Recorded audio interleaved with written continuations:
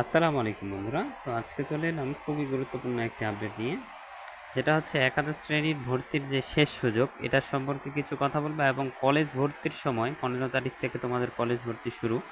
College ভর্তিতে তোমাদের কোন 10টি কাগজ বা 11টি কাগজ যেটা তোমাদের অবশ্যই লাগবে সেই বিষয়ে কথা বলবো ইনশাল্লাহ। তো ভিডিওটি যারা দেখছো অবশ্যই সাবস্ক্রাইব করে বেল আইকনটি প্রেস করে দেবে এবং ভিডিওটি শেষ পর্যন্ত দেখার চেষ্টা করবে।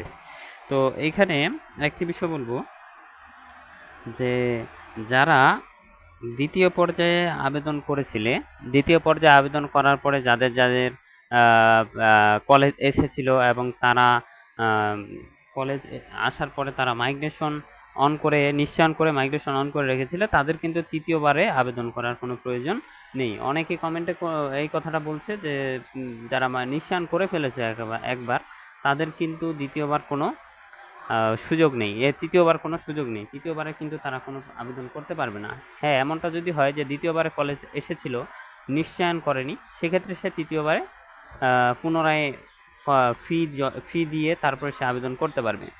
তো এরা ইতিপূর্বের ভিডিওগুলোতেও আমি বলেছি যে তৃতীয় পর্যায়ের যারা ভর্তি হবে তাদের কিন্তু তাদের কিন্তু আবেদন 9 তারিখ এবং 10 তারিখে, এবং তাদের রেজাল্ট দিবে 13 তারিখে। এবং মাইগ্রেশন যারা অন করে রেখেছে দ্বিতীয় পর্যায়ের তাদের কিন্তু একটা বিষয় বলবো, তাদের ক্ষেত্রে তারা কিন্তু 12 তারিখ পর্যন্ত অপেক্ষা করতে হবে। 12 তারিখে কিন্তু সেই মাইগ্রেশনের রেজাল্ট কিন্তু তারা পেয়ে যাবে। এবং এইখানে অনেকে কমেন্ট করছে যে কেউ যদি কোনো কলেজে ভর্তিরত অবস্থায় সে এইচএসসিতে ভর্তিরত অবস্থায় সে আবার পুনরায় এইচএসসিতে আবেদন করতে পারবে কিনা, সেক্ষেত্রে আমার কথা হচ্ছে না, সে আবেদন করতে পারবে না। এই প্রশ্নটাও অনেকেই করেছে। তো এইখানে যাদের নিশ্চয়ন করা হয়ে গেছে তারা কিন্তু পুনরায় অনেকে বলছে যে আমি আবারও আবেদন করতে চাই, আমি এই কলেজে ভর্তি হব না, বা এই যেই কলেজগুলোতে মাইগ্রেশন অন করা আছে আমি এই কলেজগুলোতে ভর্তি হব না। সেক্ষেত্রে একবার নিশ্চয়ন করে ফেললে সেক্ষেত্রে কিন্তু এই লেখাটা বারবার আসবে যে আপনি অর্থ প্রদানের মাধ্যমে নির্বাচন নিশ্চিত করেছেন, আপনি আর আবেদন আপডেট করতে পারবেন না। তো এই বিষয়টা কিন্তু চলে আসবে। তো এটা কিন্তু ভেরি ইম্পর্ট্যান্ট একটি বিষয়। তো তৃতীয় পর্যায়ে আবেদন যারা করনি তারা কিন্তু অবশ্যই 9 এবং 10 তারিখের মধ্যে করে নেবে, এবং মাইগ্রেশনের দ্বিতীয় পর্যায়ে মাইগ্রেশনের ফলাফলের জন্য 12 তারিখ পর্যন্ত তোমরা অপেক্ষা করবে। এবং অপেক্ষা করার পরে তোমাদেরকে কিন্তু তৃতীয় পর্যায়ের জন্য 13 তারিখ পর্যন্ত অপেক্ষা করতে হবে। এরপরে আসবে কলেজ ভর্তির যেই 10 দিন সময় দিয়েছে, 10-11 দিন, সেই 10-11 দিনের মধ্যে তোমরা কিন্তু কলেজে ভর্তি হয়ে যাবে। এবং এইখানে সর্বপ্রথম তোমরা যেই কলেজে আবেদন করেছো, যেই কলেজে নিশ্চয়ন করেছো, সেই কলেজে গিয়ে কিন্তু তোমাকে কলেজ ফর্ম নিতে হবে, বা ওয়েবসাইটে গিয়ে কিন্তু কলেজ ফর্ম পাওয়া যাবে। সেক্ষেত্রে সেভাবে করে পূরণ করতে হবে। এবং কোন 10টি কাগজ লাগবে সেটি একটু আমি দেখিয়ে দিই। তো এখানে যারা চূড়ান্ত ভর্তির জন্য যাবে, কলেজ ভর্তির কাগজপত্র, চূড়ান্ত ভর্তি ফর্ম স্ব কলেজের অফিস থেকে সংগ্রহ করে সঠিকভাবে পূরণ করে জমা দিতে হবে। তবে কিছু কলেজের ভর্তি ফর্ম তাদের নিজস্ব ওয়েবসাইটে অনলাইনে পূরণের ব্যবস্থা করে রাখছে। যেমন অনেক না বলতে সকল সরকারি কলেজগুলোই এই জিনিসটা করে রাখছে। এবং যাদের যাদের কলেজে এই অনলাইনে ফর্ম পূরণের ব্যবস্থা রয়েছে তারা অনলাইনে করবে, আর না হলে সে অনলাইনে ব্যতীত এমনি কলেজে গিয়ে ফর্ম নিয়েও কিন্তু সে করতে পারে। এসএসসি পাশের মূল মার্কশিট, একাডেমিক ট্রান্সক্রিপ্ট, তারপরে এবং 2 কপি করে ফটোকপি। একাডেমিক ট্রান্সক্রিপ্ট কিন্তু এটা কলেজে জমা থাকবে, এবং 3 এসএসসি পাশের মূল মার্কশিটও কিন্তু সেখানে জমা থাকবে। এসএসসি পাশের মূল প্রশংসাপত্র অথবা টেস্টিমোনিয়াল এবং 2 কপি করে ফটোকপি, এটাও কিন্তু কলেজ কর্তৃপক্ষ জমা নেবে।